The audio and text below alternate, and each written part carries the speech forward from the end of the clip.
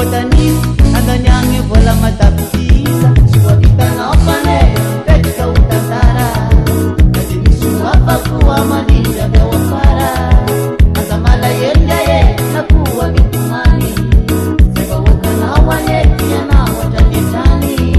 suwa kita na pane katika utandara kadini suwa pakuwa madinda gawafara azamala yengaye nakuwa mitumani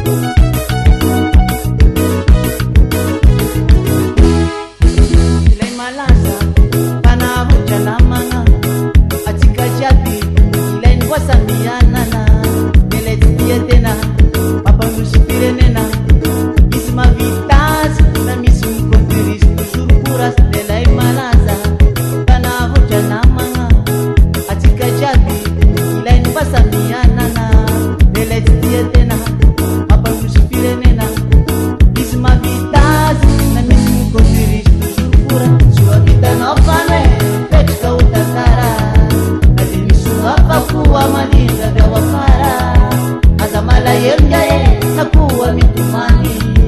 seba wakana wanetia na watanitani suwa vita nopane katika utandara nadimishuwa pakuwa madija vya wafara azamala yengaye nakuwa mitumani